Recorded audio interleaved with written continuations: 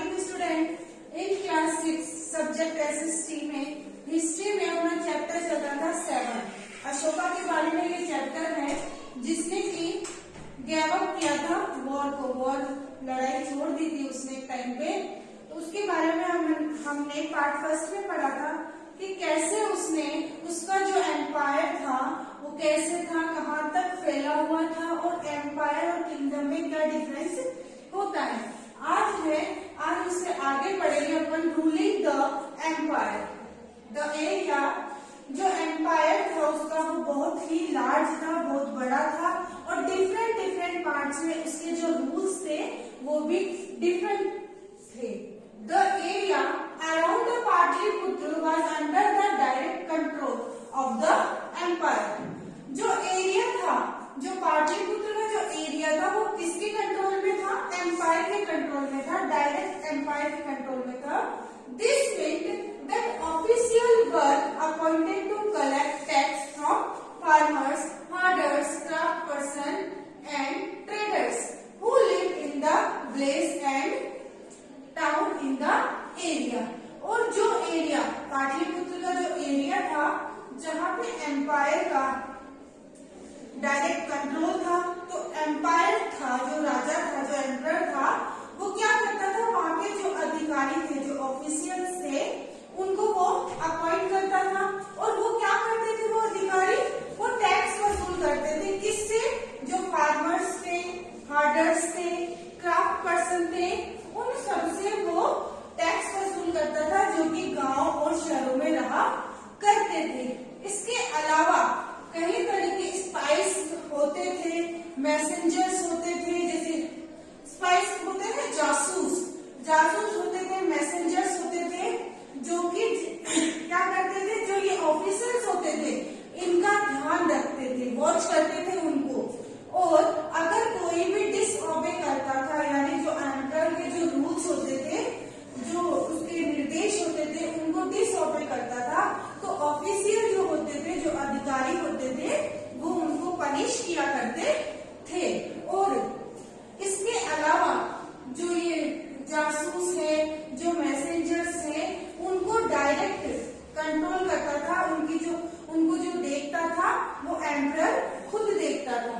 इसके अलावा जो प्रोविंशियल कैपिटल्स होती थी जैसे कि तक्षशिला है और उज्जैन, वो उस पे कौन कंट्रोल करता था? पाटलिपुत्र। प्रोविंशियल कैपिटल होती है प्रांतीय जो राजधानियां होती थी, यानी एक तो होती थी कैपिटल यानी पूरी राजधानी, मतलब राज्य की राजधानी, एक होती थी प्रोविंशियल कैपिटल्स होती थी जिनपे कंट्रोल करता था पाटलिपुत्र। वहां से उसके ऊपर कंट्रोल किया जाता था। यहाँ वहां जो भी जो टैक्स वगैरह थे या जहाँ पर उनके जो रूल्स होते थे उनका जो कंट्रोल होता था वो होता था प्रिंस का, यानी जो राजा के बेटे होते थे, प्रिंस होते थे, उनको गवर्नर बना के वहां पे बिठाया जाता था, यानी वो वहां पे गवर्नर बनते थे और उस प्रोविंशियल कैपिटल का वो पूरी देखरेख किया करते थे।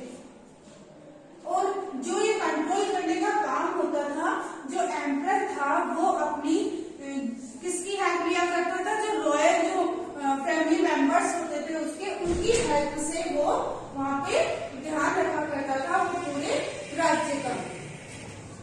अब है Mauryas try to control road और रिवर। जो मौर्यस होते थे वो रोड और रिवर पे कंट्रोल किया करते थे। क्यों करते थे? इम्पोर्टेंट फॉर ट्रांसपोर्ट के लिए वो क्या करते थे? जो रोड और जो रिवर है वहां पे कंट्रोल किया करते थे, क्योंकि वहां से क्या होते थे? जो ये ट्रेडर्स होते थे, जो क्राफ्ट पर्सन होते थे, वो वहां पे ट्रेड करते थे। तो उस रास्ते से जो आते थे उसमें नॉर्थ वेस्ट वाला जो एरिया है वहां पे कई तरह के जो व्यापारी है वहीं से आते थे और वहां पे व्यापार करते थे। तो जो व्यापार करते थे व्यापारी वगैरह, उनसे वो क्या करते थे? टैक्स वसूल करते थे, टैक्स लिया करते थे, ट्रिब्यूट्स है वो लिया करते थे। और जो नॉर्थ वेस्ट वाला एरिया है वो बहुत ही इम्पोर्टेंट होता था ब्लैंकेट के लिए, क्योंकि वहां पे ब्लैंकेट काफी मात्रा में मिलती थी और बहुत ही अच्छी होती थी वहां की ब्लैंकेट। ऐसे ही साउथ इंडिया जो था, यानी इंडिया के जो दक्षिणी भाग है वहां पे गोल्ड और प्रीवियस स्टोन यानी कीमती पत्थर वहां के बहुत फेमस हुआ करते थे। तो वहां से जो व्यापारी आते थे उस जगह पे, उसके राज्य में, उनसे वो टैक्स और ट्रिब्यूट वसूल करता था। अब टैक्स क्या होता है? टैक्स होता है जो बेसिस रेगुलर लिया जाता था उन व्यापारियों से, क्राफ्ट पर्सन से और जो हार्डर्स वगैरह होते थे उनसे। उसके अलावा एक होता था ट्रिब्यूट्स।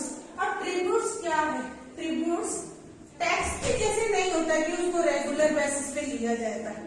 ट्रिब्यूट्स वो होता है इसके बदले में, जैसे गांवों में ये जंगलों में जो लोग रहा करते थे वो अपनी इच्छा से या जबरन अधिकारियों के बोलने पे अपनी इच्छा से कुछ चीजें दिया करते थे। जैसे कोई भी एनिमल्स है, एलिफेंट्स दे देते थे, ये टिम्बर है, हनी है, वैक्स है, फल फ्रूट्स है, यानी बहुत सारी चीजें वो उनको ऑफिशियल जो अधिकारी वगैरह होते थे उनको वो दिया करते थे, राजाओं को दिया करते थे। तो ट्रिब्यूट और टैक्स दोनों अलग अलग चीजें हुआ करती थी। समझ में आया? टैक्स क्या है और ट्रिब्यूट्स क्या है? एक बार फिर से बता देती हूँ। ट्रिब्यूट्स जो है वो टैक्स के जैसे नहीं है कि वो रेगुलर बेसिस पे लिया जाता है। ट्रिब्यूट्स होता है जो ये गांव में और जो जंगलों में लोग जो रहा करते थे, इंडिपेंडेंट होते थे वो, और उनके पास टैक्स जैसी चीज को देने के लिए नहीं होती थी, वो और अदर जो थिंग्स होती थी वो प्रोवाइड करवाते थे राजा को। जैसे जानवर है, एलिफेंट्स है, जो उनके लड़ाई वॉर में ऐसे काम जो आते थे वो, फ्रूट्स वगैरह है, टिम्बर है, वैक्स है, हनी है, ये सारी चीजें वो राजाओं को दिया करते थे। अब है Ashoka a unique ruler. Next जो टॉपिक है वो है अशोका ए यूनिक रूलर, यानी अशोका जो है वो हिस्ट्री का एक फेमस एम्परर था, राजा था, जो कि एक ऐसा मतलब एकमात्र ऐसा राजा था जिसने कि अपने इंस्क्रिप्शन जो है वो लोगों तक पहुंचाए।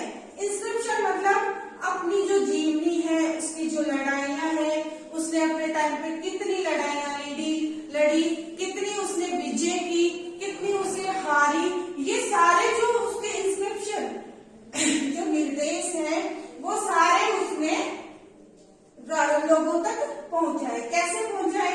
उसने जैसे ये पत्थरों पे है, कई तरह के पत्थर है, उस पे उसने खुदवाए उनके बारे में, तो ये सारी चीजें उसने पहुंचाई। और उसके जो इंस्क्रिप्शन होते थे वो प्राकृत भाषा में होते थे, प्राकृत लैंग्वेज में होते थे, और उसकी जो स्क्रिप्ट होती थी वो ब्राह्मी स्क्रिप्ट होती थी। स्क्रिप्ट मतलब जैसे अपनी हिंदू है तो हिंदी जो भाषा है वो देवनागरी स्क्रिप्ट में लिखी जाती है, पंजाबी है वो गुरुमुखी में लिखी जाती है। ऐसे ही जो प्राकृत लैंग्वेज थी वो ब्राह्मी स्क्रिप्ट में लिखी जाती थी, और उसके इंस्क्रिप्शन है वो भी उसी में प्राकृत लैंग्वेज में है। अब है अशोका वार इन कलिंगा। अशोका ने अपने जीवन में जो लास्ट वॉर किया था, जो लास्ट वॉर फाइट की थी वो थी कलिंगा की। और कलिंगा है वो उसका पुराना नाम है कोस्टल एरिया और ओडिशा, यानी ओडिशा के कोस्टल एरियाज में कलिंगा उसका राज्य था। उसने कलिंगा से वॉर फाइट की और उसको जीता भी, लेकिन उसने देखा उस टाइम पे जो बहुत सारा वॉयलेंस है और ब्लडशीड है, उसने जो वो खून खराबा देखा, उसके बाद से उसका हृदय परिवर्तन हुआ और उसने लाइफ में कभी भी फिर दोबारा लड़ाई लड़ने का नहीं सोचा, यानी उसने वहीं पे गैव अप कर दिया वॉर को और कभी भी उसने फिर आगे लड़ाई नहीं लड़ी। आज के टॉपिक में इतना ही। आगे वाले पार्ट 3 में अपन अशोका के बारे में, अशोका का जो धम्म है उसके बारे में पढ़ेंगे।